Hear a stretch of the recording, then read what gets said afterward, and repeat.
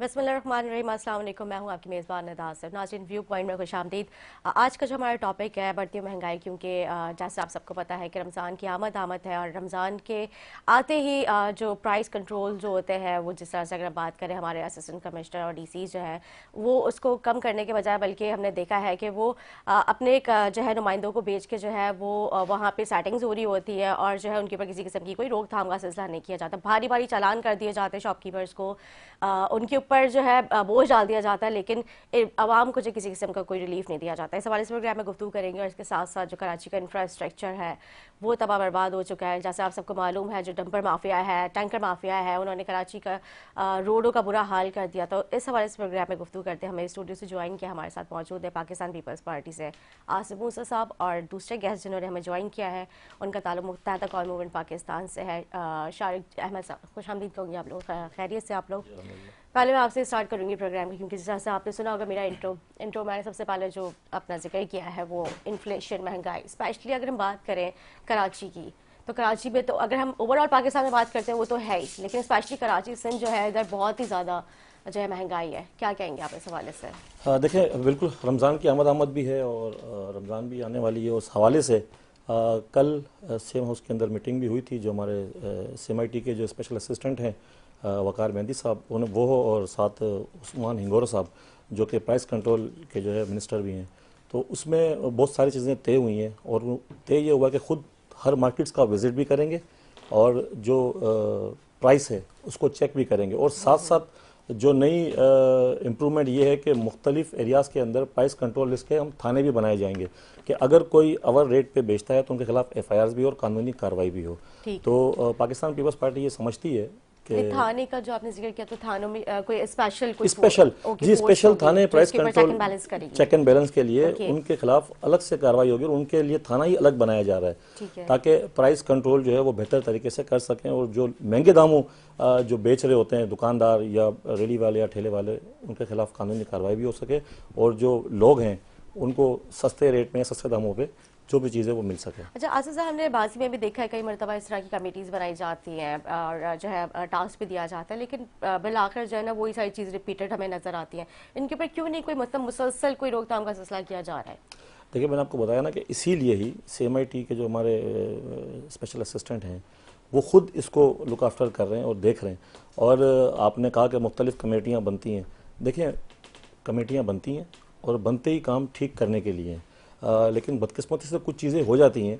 उन चीज़ों को बेहतर करने के लिए ही ये अब थाने बनाए जा रहे हैं ताकि जो महंगे दाम बेच रहे हैं उनको उनके खिलाफ कानूनी कार्रवाई भी हो और उसको बेहतर तरीके से जो रेट कंट्रोल लिस्ट है उस पर जो है सही दामों पर बेचें। ऑल राइट, दूसरे गेस्ट की जाने भी बढ़ते हैं, उनसे भी हम बात करते हैं, क्योंकि जिस तरह से आसिफ मूसा साहब ने जिक्र किया कि अब कमेटी बनाई जा रही है जिसके लुक आफ्टर पर्सनली वकार मेहदी साहब जो है वो करेंगे। मैं शारी जमात साहब की तरफ बढ़ती हूँ। सर, आप क्या समझते हैं कि ये जो जिस तरह से भी आसिफ मूसा साहब ने जिक्र किया कि कमेटी बनाई गई, माजी भी हमने देखा काफ़ी मरतबा इस तरह की कमेटीज़ बनाई जाती है, अनाउंस किया जाता है कि इस बार महंगाई जो है वो कम हम करेंगे, रमज़ान में आवाम को फैसिलिटेट करेंगे, रिलीफ देंगे। आप क्या समझते इस बार क्या 2025 में जो आवाम को जो स्पेशली कराची के आवाम को कुछ रिलीफ मिलता हुआ नज़र आएगा? आसिफ भाई ने सबसे पहले तो आपके तमाम देखने वालों को मेरी तरफ से अस्सलाम वालेकुम वरहमतुल्लाहि वबरकातुहू। देखिए, सुनने में तो बहुत अच्छा लगता है जो आसिफ भाई ने बात बोली, और आपने खैर खुद इंट्रो में बोल दिया कि कमेटियां बनती है। मैं भी कहूँगा पहली दफ़ा तो नहीं बन रही। अच्छा, अब जैसे उन्होंने बताया कि उसमें अब थाना इन्वॉल्व होगा या थाने बनाए जाएंगे, तो इसका मतलब जो महंगी चीज़ भेज रहा है उसको पैसे डबल करने पड़ेंगे। मतलब AC के अलग, थाने के अलग, तो ये तो कमेटियां होती हैं। ये उससे पहले कोई भी त्योहार से पहले कोई भी अनाउंसमेंट करना, कमेटी बनाना, ये तो वो है कि आप उनको और मजबूत कर दो कि वो फिर ज्यादा से ज्यादा वो अर्निंग उनकी हो। तो पूरे साल कराची का है ना, ये तो मतलब बच्चे बच्चे को पता है। आज कराची में पूरे हर जगह आप अच्छा आप मुझे समझ में ना, बहुत से लोग माफिया का नाम देते, भाई रेडी माफिया, रक्षा माफिया, ठेला माफिया। माफिया क्या है? कानून नहीं है। कानून अपना जो है वो इम्प्लीमेंट नहीं हो रहा इस सिंध में, इस कराची में, जिसकी वजह से आप उसको, या ये अवाम जो है टैंकर माफिया, भाई टैंकर माफिया क्यों है? वो इसलिए है ना, आप उसको टैंकर माफिया का नाम दे रहे हैं कि कानून का इम्प्लीमेंट नहीं है। आपने डंपर का जिक्र किया, डंपर माफिया क्या होती है? अगर कानून इम्प्लीमेंट होगा, उस डंपर वाले को कानून के मुताबिक चलाएंगे तो वो माफिया रहेगी। तो वो तो माफिया तो जब बनती जब कानून इम्प्लीमेंट नहीं होता। मेरी तो किसी डंपर वाले से लड़ाई नहीं है, ना मेरी ना हमारी किसी डंपर वाले से लड़ाई है, ना मेरे को उससे कोई शिकायत है। मेरे को शिकायत जो है सिंध हुकूमत से, उसके कानून से कि भाई जो इम्प्लीमेंट नहीं कराते। तो ये महंगाई ये सब दे दे। रमजान में कोई ज्यादा दिन नहीं, 10 दिन मेरे ख्याल से मुश्किल से 18, 19, 20 दिन रह गए, तो फिर सब दूध का दूध पानी का पानी होगा। अब आप भी प्रोग्राम यहाँ पे बैठ के रमजानों में कर रही होंगी कि इतनी महंगी। अच्छा, मैं बेसिकली ये समझता हूँ कि सिर्फ आप ये नहीं देखे कि इलाकों में कोई रेडी बांध कितने की सब्जी भेज रहा है, फल भेज रहा है, या राशन जो भी है घर का, आप ये देखिए कि जहाँ से वो ला रहा है उधर प्राइस कंट्रोल कौन करेगा।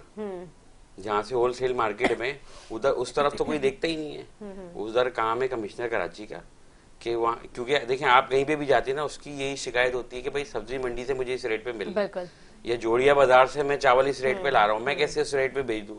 मेरा लाने का एक्सपेंस है, फिर मेरी दुकान का बिजली का बिल है, दुकान का किराया, XYZ मेरी लेबर है, उन सबका खर्चा मिला के भाई मैं इतने में भेज रहा हूँ।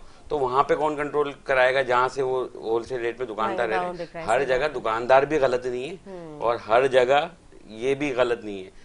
तो ये दो है, अल्लाह करे। आसिफ भाई जो बोल रहे हैं कि कमेटी बन गई और बहुत अच्छा हो जाएगा, तो रमजान कोई दूर नहीं है। अल्लाह पाक हम सबको जिंदगी दे तो अपनी नजरों से 11 रमजान भी देख लेंगे।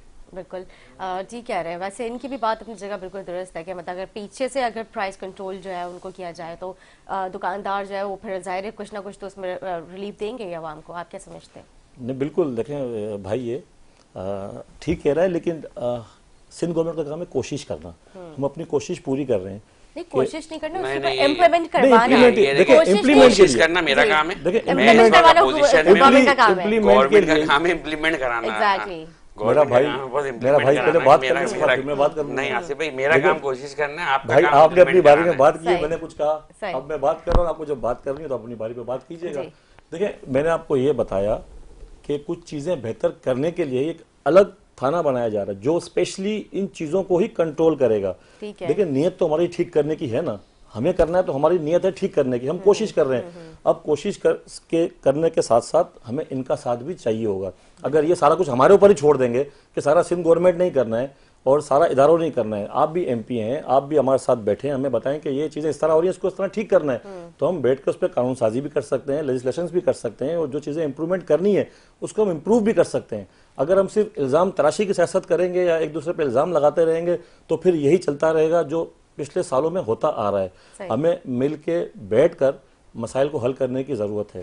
बिल्कुल ठीक है नासिर साहब। मैं यहाँ पे थोड़ा सा मैं और एक चीज़ को मैं ऐड करना चाहूँगी, क्योंकि अगर हम, आपने कहा कि एक थाना अलहदा बनाया जाए, तो हमारी जो सिंध की जो पुलिस है वैसी उसकी नफरी आपके सामने कि माशाल्लाह काफ़ी शॉर्टेज चलती रहती है। कोई इवेंट आ जाता है तो फिर हमें जो है वफाक से रिक्वेस्ट करनी पड़ती है कि आप हमें पुलिस एहलकार दे दीजिए। अगर हम ये वाली भी जो है जिम्मेदारी उनको दे देंगे प्राइस कंट्रोल के हवाले से, तो फिर स्ट्रीट क्राइम में तो और इजाफा होता हुआ हमें नजर आएगा। नहीं, देखें, उसके जो आप बात करेंगे शॉर्टेज के हवाले से अभी फिर पुलिस अपॉइंटमेंट्स हो रहे हैं और लगभग कोई हर डिस्ट्रिक्ट्स के अंदर, मुख्तलिफ डिस्ट्रिक्ट्स के अंदर 300-300 वैकेंसीज आई हैं जो कि अपॉइंटमेंट्स कर रहे हैं शॉर्टेज को देखते हुए। मोबाइल की शॉर्टेज थी, उसके हवाले से भी सिंध गवर्नमेंट ने उसका अलग बजट दिया है, मोबाइल्स भी दे रहे हैं और अपॉइंट्स भी कर रहे हैं पुलिस कांस्टेबल्स जो वैकेंसीज खाली हैं उसके लिए। तो पुलिस बेहतर करने के लिए, निज़ाम को बेहतर करने के लिए, और जो स्ट्रीट क्राइम है उसको कंट्रोल करने के लिए, जो जराइम क्राइम है उसको कंट्रोल करने के लिए सिंध पुलिस काम कर रही है। और जो हमारे वज़ीर दाखिला साहब हैं, ज़िया अंजार साहब, वो भी दिन रात मेहनत में लगे हुए हैं और कोशिश कर रहे हैं कि कराची और जो सिंध के अंदर जो थोड़े बहुत हालात बिगड़े हुए हैं, कहीं पे स्ट्रीट क्राइम है, कोई और इशूज़ हैं, तो उसको कंट्रोल करें। लेकिन बात वही है ना कि हम सब मिलकर, जो गवर्नमेंट में होता है सारी क्रिटिसिज्म उसके ऊपर ही कर रहे होते हैं। बात है कि हर एक जो भी शख्स बैठा है गवर्नमेंट के अंदर या गवर्नमेंट से बाहर, अगर वो अपने हिस्से का दिया जलाएगा तो हो सकता है कि हम बहुत सारी चीजें बेहतर कर लें। मतलब आप और वफाकी हुकूमत से क्या एक्सपेक्ट कर रहे हैं कि वो किस तरह से अपना किरदार अदा करें? हाँ, देखें, अब आपने कहा ना, पहले तो बात हुई महंगाई के ऊपर। बिल्कुल। अब महंगाई जो काम सिंध गवर्नमेंट का है, सिंध गवर्नमेंट पूरी कोशिश करेगी कि रमज़ान के अंदर जो भी प्राइस कंट्रोल पे जो है वो चीज़ें शेख खुदनोश जो है वो फ़रोख्त हों।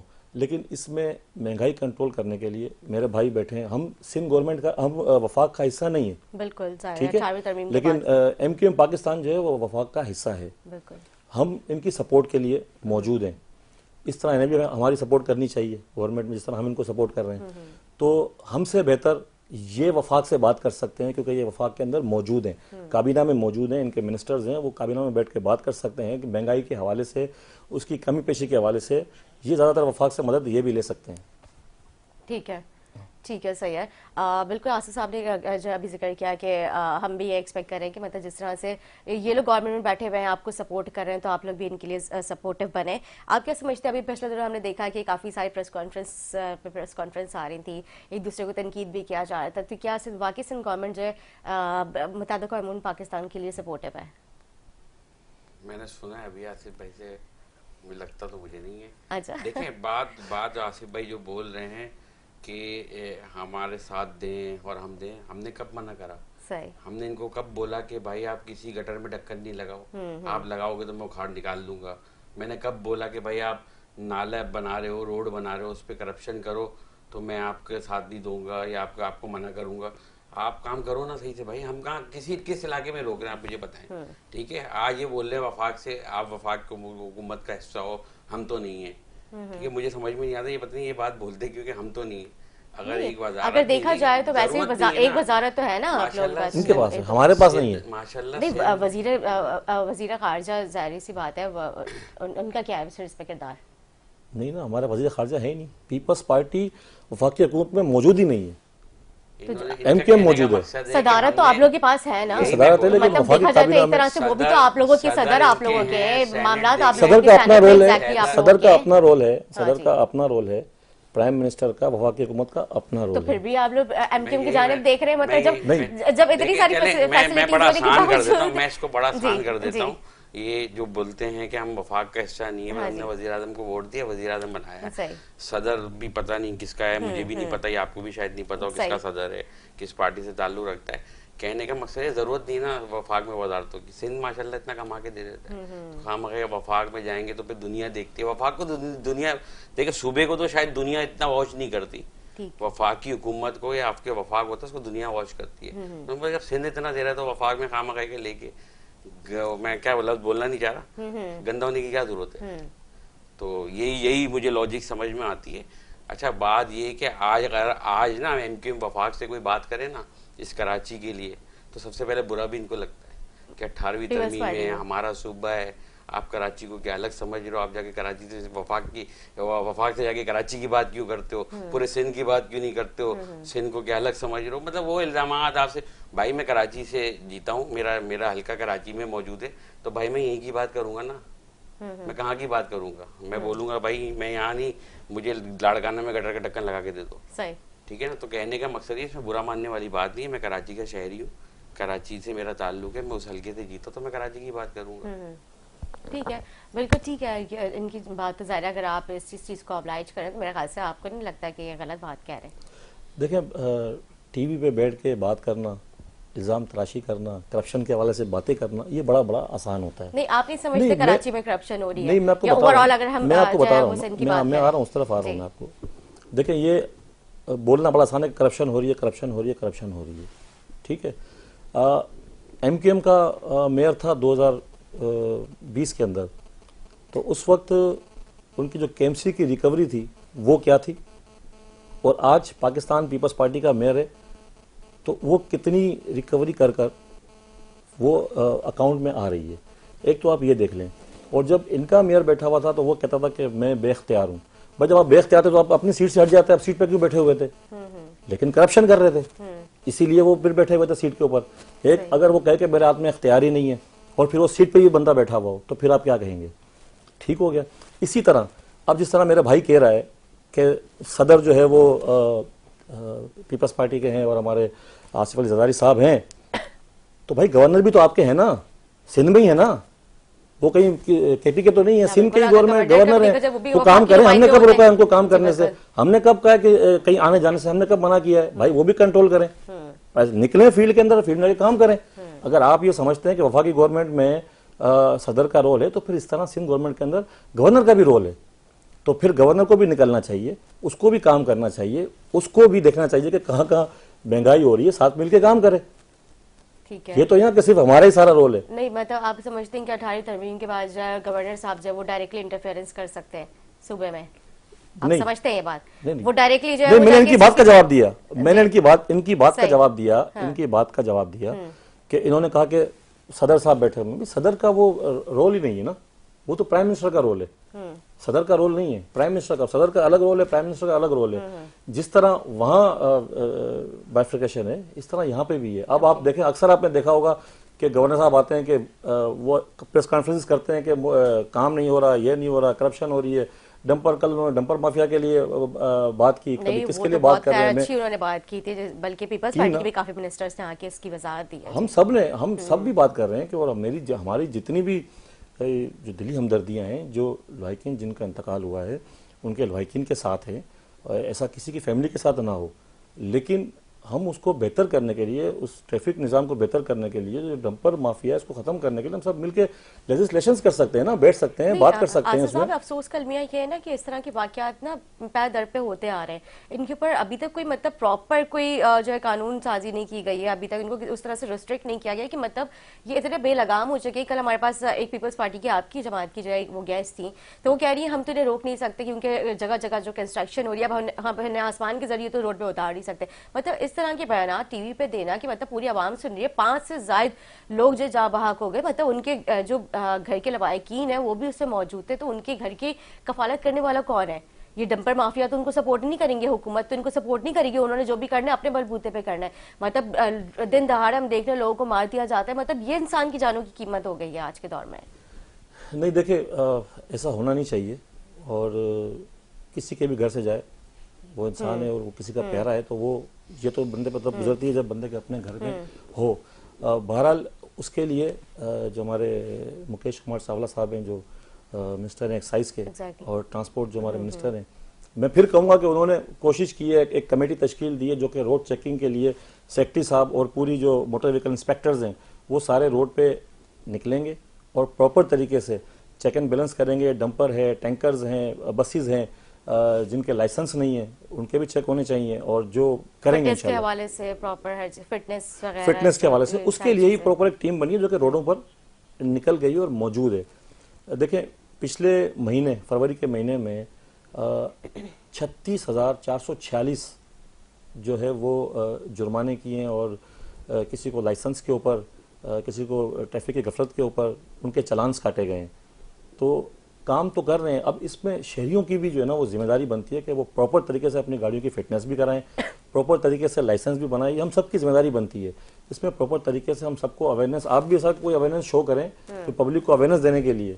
ये तो ठीक है, आप हमें बिठा लेते हैं, आपस में हमारे व्यूज ले लेते हैं, सारी चीजें कर लेते हैं, लेकिन ये मीडिया की भी जिम्मेदारी बनती है कि प्रॉपर एक कैंपेन चलाएं पब्लिक अवेयरनेस के लिए। उसमें हम आपके साथ होंगे। किरदार अदा हो सकता है, हम लोग तो कर ही रहे होते हैं। हमने काफी सारे प्रोग्राम्स किए अवेयरनेस के तौर पे, मतलब लोगों को अवेयर कर सके हम लोग, लेकिन वही बात आ जाती है, हम हमारे अल्फाज जो है वो हम अपने अल्फाजों से अवेयर कर सकते हैं, लेकिन इम्प्लीमेंटेशन तो आप लोग ही करवा सकते हैं ना इसके ऊपर।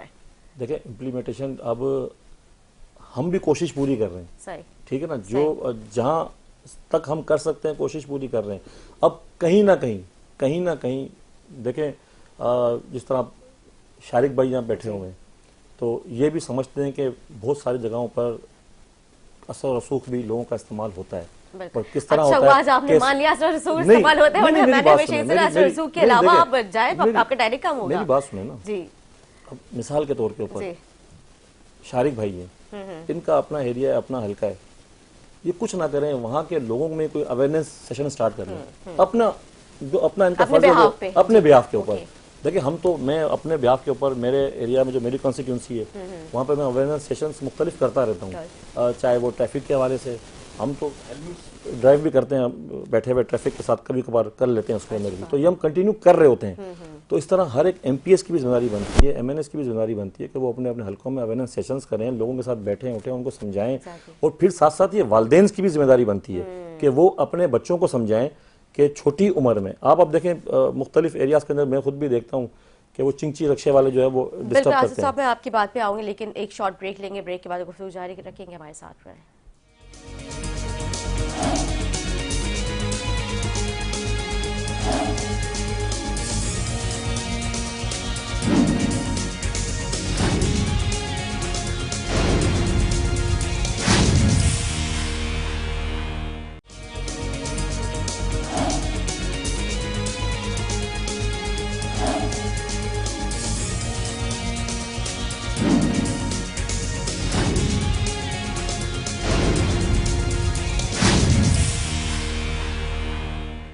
Welcome back. ब्रेक से पहले बात हुई थी आसिफ मूसा साहब से, जिस तरह से उन्होंने जिक्र किया कि वालिदैन भी अपना इसमें कुछ किरदार अदा करें, जो अंडर 18 जो बच्चे हैं हमारे, वो भी जो है जिस तरह से आपने बताया कि वालिदैन उनको जो है मतलब दे देते बाइक गाड़ियाँ, वो नहीं उनका चेक एंड बैलेंस होता है, तो ये भी हादसा का शिकार होते हैं। जी, वालिदैन की भी जिम्मेदारी है कि वो बच्चों पर सारी अपनी नज़र रखें कि वो कहीं गाड़ी तो नहीं चला रहे। 18 उम्र से जो कम 18 साल से जो कम उम्र बच्चे हैं वो गाड़ी तो नहीं चला रहे, और ड्राइविंग किस तरह कर रहे हैं। और लाइसेंस बनने के बाद भी उनको चेक करना चाहिए कि वो ड्राइविंग, अक्सर आपने अमूमन देखा होगा कि सड़कों के ऊपर तेज़ रफ्तार गाड़ियाँ जा रही हैं और छोटे बच्चे चला रहे हैं, कुछ लोग भी चला रहे हैं। तो ये हर एक शहरी की जिम्मेदारी बनती है। सही बात। मेरी आपकी हम सबकी जिम्मेदारी बनती है कि हम ट्रैफिक रूल्स को फॉलो करें, ठीक है, प्रॉपर तरीके से लाइसेंस हो, गाड़ी की फिटनेस हो, और इसको चेक एंड बैलेंस करने के लिए जो कानून साजी करनी है वैसे तो कर रही है सिंध गवर्नमेंट, लेकिन जो आगे कानून साजी करनी है, जिस तरह भी मेरा भाई शारिक बता रहा था कि एफआईआर कटने के बाद 2 दिन बाद जमानत हो जाती है। अगर किसी डंपर से कोई हादसा होता है या किसी गाड़ी से कोई हादसा होता है तो वो 2 दिन बाद या 3 दिन बाद उसकी जमानत हो जाती है। हमें इसके ऊपर कानून साजी करने की ज़रूरत है कि अगर कोई कसूरवार है और किसी ने कत्ल किया है इस तरह का, और किसी नशे के अंदर गाड़ी चला रहा है और ओवर स्पीड जा रहा है, तो फिर उसके खिलाफ पूरी कानूनी कार्रवाई होनी चाहिए और सज़ा मिलनी चाहिए। और इसके लिए हमें लेजिस्लेशन करने की ज़रूरत है। इंशाल्लाह मैं, शारिक भाई, हम तमाम जितने लेजिस्लेटर बैठे हुए हैं असेंबली के अंदर, इसके ऊपर डिबेट भी होगी और इस पर इंशाल्लाह कानून साजी भी होगी इंशाल्लाह। बिल्कुल ठीक है आसिफ साहब, एक सवाल मैं और करूंगी, फिर मैं शारिक जमाल साहब की जानिब में बढ़ूंगी। बात यह है कि आपने जैसा जिक्र किया कि वालिदैन जो है वो भी अपने किरदार अदा करते हैं। वालिदैन तो जाहिर सी बातें कर ही रहे होते हैं, लेकिन जो यहाँ पे कुछ हमारी ट्रैफिक पुलिस का भी किरदार जो है उसको भी अपना अदा करना चाहिए। DIG ट्रैफिक को स्पेशली मेरा पैगाम है कि आप भी जो सेफ सिटी प्रोजेक्ट है उसके एक्सेस भी कुछ अपने पास लें, क्योंकि ज़ाहिर सिंध गवर्नमेंट का एक बेहतरीन जो है ये प्रोजेक्ट जो आप लोग अभी लेकर आ रहे हैं, लेकिन अभी इसकी जो वो स्टार्टिंग कुछ इतनी खास नज़र नहीं आ रही, क्योंकि अभी जगह जगह कैमरास नब्स होना अभी ज़रूरी है, लेकिन इसका जो एक्सेस है वो अभी जो है DIG ट्रैफिक के पास नहीं गया है। तो आप लोग उनको भी दें, क्योंकि हमने देखा जगह जगह पर ट्रैफिक पुलिस एहलकार जब अंडर 18, जैसे आपने जिक्र किया, उनके पास लाइसेंस नहीं है, NICs नहीं है, उसके बावजूद ड्राइविंग भी हो रही होती है, बच्चे जो बाइक भी लेके निकल रहे होते हैं, और ट्रैफिक पुलिस जो है वो चंद 100 रुपए की खातिर जो है ना उनको अपनी रिश्वत लेके उनको जाने देते हैं। तो ये भी सबब बनते हैं, उनको भी अपना किरदार अदा करना चाहिए इसमें। देखिए, आपने जो बात कही, शारिक कब से कह रहा था कि मैं कराची का हूँ, मैं कराची की बात करूंगा, तो भाई मैं भी कराची से ही हूँ जी, और मैं भी इलेक्शन से लड़ा है, और मैं खुद भी उर्दू बोलने वाला हूँ, ठीक है, अल्हम्दुलिल्लाह। लेकिन आपने जो बात कही कि सेफ सिटी प्रोजेक्ट बन रहा है, वो कराची के शहरियों के लिए है ना, कराची के लोगों के लिए, ठीक है। सिंध गवर्नमेंट ये प्रोजेक्ट लेकर आई है, तो बिल्कुल ज़रूर ये कराची की शहरियों के लिए, कराची के लोगों के लिए, यहाँ पे जो स्ट्रीट क्राइम्स है उसके हवाले से तो है ही है, लेकिन साथ में ट्रैफिक को कंट्रोल करने के लिए बहुत ज़्यादा सपोर्ट भी मिलेगी, मदद भी मिलेगी। और इसके लिए जो आपने बात की है, इस पर पहले ही बात चल रही है कि इसका जो एक्सेस है, ऑलमोस्ट बात चल रही है इसके ऊपर कि इसका एक्सेस जो है वो ट्रैफिक पुलिस के पास भी होगा, DIG ट्रैफिक के पास भी होगा इंशाल्लाह, लेकिन कानून और लाज के साथ इंशाल्लाह। ठीक है, बिल्कुल। शारिक जमाल साहब, बहुत सारे सवालात आपके पास आ चुके हैं, आप क्या कहेंगे? आसिफ साहब की गुफ्तगू आपने सुनी है। देखिए, आसिफ भाई ने जो बातें करी हैं सही है, ठीक है, मगर मैं देखिए 2-4 चीज़ें, मतलब वो नॉर्मल सी बात है ना, जो हुकूमत का काम है। एक्सीडेंट हुआ, जो डंपर की भी बात हो रही थी मिलेनियम के पास, एक फैमिली 5 लोग उसमें शहीद हो गए, बल्कि आपके अपने हल्के से भी 2 कामरान और मरियम जो है उनकी 2 छोटी बच्चियां हैं, बहुत ही अफसोस की बात है। अच्छा, मैं सिर्फ ये पूछना चाहूँगा कि ठीक है, कानून आएगा, अभी ब्रिटिश कानून चल रहा था और वो अभी चेंज होगा, हम नया कानून लाएंगे, मान लिया, नहीं हमारा तो मोहम्मदन लॉ है ना, जिसको हम फॉलो कर रहे हैं। होना चाहिए था as a government, Peoples Party की गवर्नमेंट है, सिंध गवर्नमेंट है, उन जिनके घर हलाकत हुई उनके घर कोई ताज़ियती पैगाम कोई पहुँचा देता, चले खुद नहीं आ रहे, किसी से पहुँचवा देते, आके शरीक हो जाते, उनके गम पे कोई मरहम रख देते, चले ये भी एक हो गई। अच्छा, अब कोई पूछे, वो वाक़या 5:30 बजे का शाम का, तकरीबन रोशनी के टाइम का वाक़या, सबने देखा है, वीडियो सबके पास है।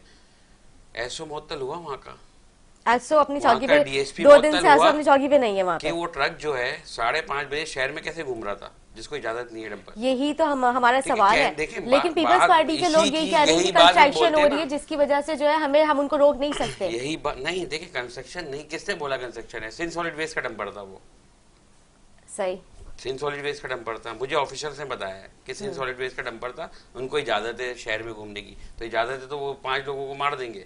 ये अथेंटिक बात कह रहे हैं कि आप ये सिंध सॉलिड वेस्ट का डंपर था। अल्लाह बेहतर जानता है, मुझे DIG ऑफिस से पता चला है। मुझे बताया कि आप लोग उनके खिलाफ आवाज में क्यों बोल रहे हैं कि हमारी गलती है, हम पैसे लेते हैं, हम रिश्वत लेते हैं। मैं तो आपको बुरा क्यों लग रहा है? मेरी बात हुई है, मैं आपको बता रहा हूँ ना, सिंध सॉलिड वेस्ट का नंबर था। बात ये है कि नंबर जिसका भी था, एसओ मुअत्तल हुआ, डीएसपी मुअत्तल हुआ, मेरा काम है मुअत्तल करना कि भाई मेरे इलाके, जिसके इलाके में शहीद होंगे लोग, वो मुअत्तल कर दे।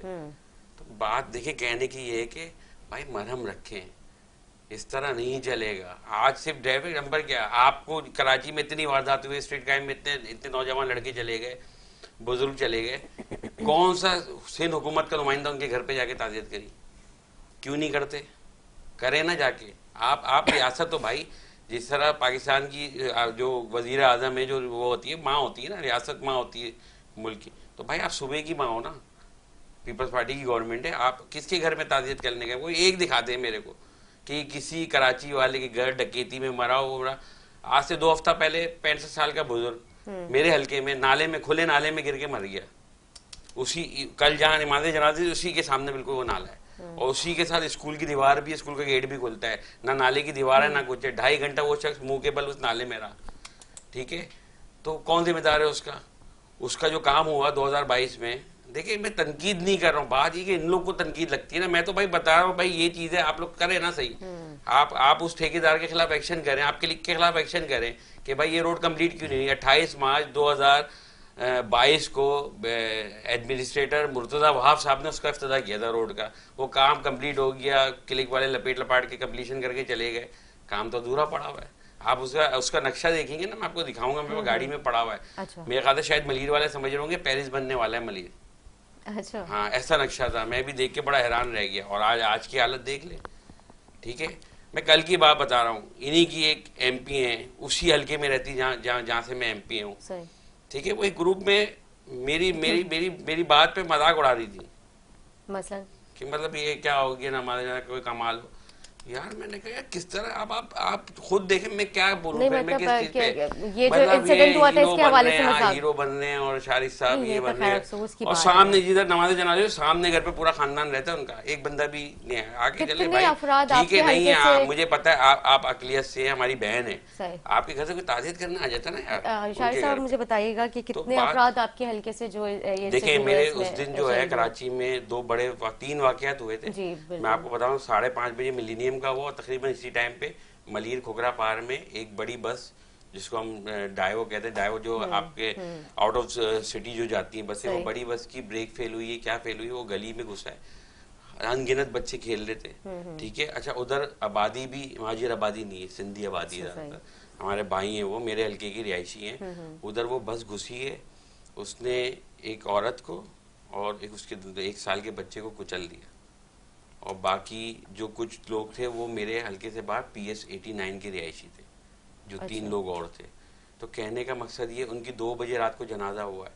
जब मैंने उसकी बात DIG ऑफिस में करी, तो उनको उसको रात के टाइम 10 बजे जब FIR नहीं कट रही थी उनकी, तो उनको DIG ऑफिस में किसी को इल्म नहीं था इस हादसे का, वो सब मिलीनियम पे लगे हुए थे। अच्छा, ठीक है, और मैंने उनके जो खातून थी, उनके भाई ने मुझे बोला, मैंने कहा, मैंने उससे पूछा आप लोग ने FIR कटानी है? उन्होंने बोला पहले तो आपको पता है, यहाँ सबको पता है कि भाई FIR कटेगी, अदालतों के चक्कर, इंसाफ मिलते मिलते जूतियाँ घिस जाती हैं, कौन जाएगा, गरीब लोग हैं, वकीलों के खर्चे बर्दाश्त नहीं कर सकते। तो मैंने कहा भाई जब तक स्टेप नहीं लोगे कैसे होगा? फिर आप हमें बोलते हो कि आप लोग कुछ नहीं कर रहे MP बन के। मैंने कहा आप कटाओ FIR। अच्छा, मुझे उम्मीद थी कि FIR नहीं कटेगी इतनी जल्दी।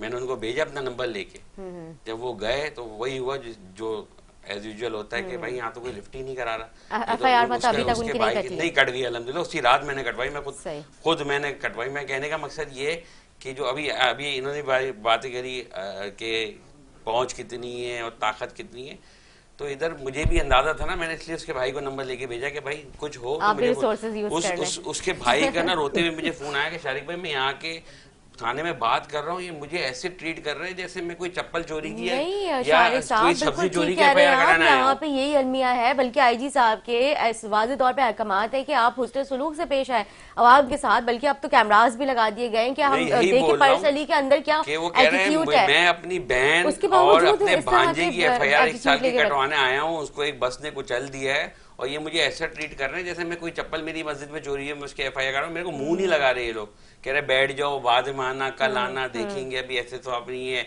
एसएसपी साहब से पूछेंगे। भाई किस लिए पूछोगे एसएसपी साहब से? नहीं मतलब एक आम शहरी का हक है ना। देखें अगर ऐसी मेरी बात सुनिए, अप्रोचेस की क्या जरूरत है कि जब अब वो बता रहे कि ये ऑफेंस हो चुका है, ये स्पॉट पे जो है ना ये डेड बॉडी है या ये आपके सामने, मतलब तो वो आईजी साहब, एसएसपी साहब, डीआईजी साहब, उनकी क्या जरूरत है एफआईआर की? तो आम शहरी का हक है, हम टैक्सेस देते हैं, इसके लिए भी हमें अप्रोच और इसके लिए भी हमें सवालात और उसके बाद इनका जवाब आने का इंतजार करेंगे। अगले की तो जिंदगी बर्बाद हो गई है ना इसमें। देखिए जो शारिक भाई हमारा कह रहा है, जो कहानी बता रहे हैं, इस तरह की चीजें नहीं होनी चाहिए, बिल्कुल क्योंकि नहीं होनी चाहिए। ये किसी के साथ भी ये वाकयात हालात हो सकते हैं। तो इसीलिए अगर कहीं ऐसी चीज है, इनके पास भी फोरम मौजूद है, और अगर ये मुझे बताएंगे तो जो मेरे अपने एंड से होगा मैं बिल्कुल बात भी करूंगा उस पर, सिंध गवर्नमेंट से बात करूंगा, अपनी जो कैडर उससे भी बात करूंगा, और जो थाना कौन सा था, मलिर सिटी, जो उनका स्टाफ है जिसने ये सारी चीजें की हैं, उसको भी देख लेंगे और कोशिश करेंगे उसको पहले फुर्सत में सस्पेंड कराएं सबसे पहले। तो सीधी बात है, होनी चाहिए। अगर उसने इस तरह की हरकत की और इस तरह का किया है, देखिए इसको कभी मुताबिक हमने वाकया सुने कि एफआईआर के लिए हमें जो ना डीएसपी साहब अगर इजाजत नहीं दे तो उसके पहले हमें एसपी साहब से नहीं मिल रही है, फिर डीआईजी, फिर आईजी साहब, एडिशनल आईजी साहब, मतलब आम शहरी का हक छीन रहे हैं आप उनसे एफआईआर करवाना। या तो एसएचओ अपनी कारकर्दगी को लेकर इतने इनसिक्योर हैं, उनकी एरिया में इतने क्राइम रेशियो बढ़ चुका है जिसकी वजह से वो एफआईआर जो है वो काटते हुए उनको डर लग रहा है। भाई आप गलत कामों की एफआईआर नहीं उस पर आप काट देते, लेकिन जो एक आम शहरी का हक है आप उसके भी तो सपोर्ट करो, उस पर वो छीन लिया जाता है। देखिए बात ये कि एफआईआर तो कटी, फिर मेरा फोन गया, मैंने बोला, मैंने कहा भाई क्या मजाक लगाया हुआ है, मैं नहीं सर मैं तो था नहीं, मुझे तो पता नहीं, मैं अभी देख लेता हूँ, उनका नंबर दे दे, हो गई अल्हम्दुलिल्लाह एफआईआर। देखिए कहने, अब मैं आपको एक डिफरेंस बताता हूँ, मेरी हल्के में आज से 3 हफ्ता पहले एफआईआर कटी 16 साल के बच्चे की। क्यों? हाफिज कुरान बच्चा, 16 साल उसकी उम्र, बिरयानी का ठेला लगाता है, पुलिस गई, बिरयानी नहीं दी, 2 कुर्सियां उसकी जब्त करी, गाड़ी में डाला, एफआईआर में लिखा है, मेरे पास पढ़ी है कि हमने जामा तलाशी ली ऑन द स्पॉट, इसके पास कोई ममनुआ चीज़ें बरामद नहीं हुई, सड़क पे 2 कुर्सी लगी हुई थी जो रास्ते में लोगों को ट्रैफिक का खलल डाल रही थी, इसलिए हमने अरेस्ट करके 5 मिनट के अंदर उसके बाप का मेरे पास फोन आया, मैं थाने के बराबर वाली गली में इत्तफाक से था एक दावत में, कि भाई मेरे बेटे को ये पकड़ के पुलिस वाले ले गए। मैंने एसएचओ को फोन किया, कह रहा सर मैंने तो एफआईआर काट दी। अब ये देखें 5 मिनट के अंदर, अगर 5 मिनट के अंदर एफआईआर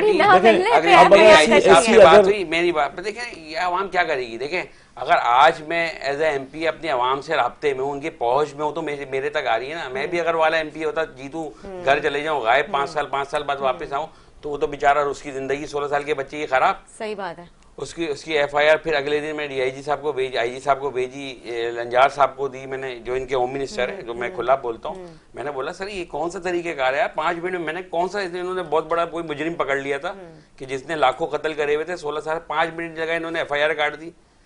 तो वो भी समझे ना इस चीज को कि यार वो बच्चा क्या गलती, मैंने उसकी जिंदगी कैरियर खराब हो गया, उसका नाम आ गया उसमें, वो कभी अपना वो जो चीज बनाए वो नहीं कर सकता है एफआईआर में, तो खुद उन्होंने अभी सी क्लास करवाया, ये करवाया, उसको करवा के उस बच्चे की मैंने जान छुड़वाई।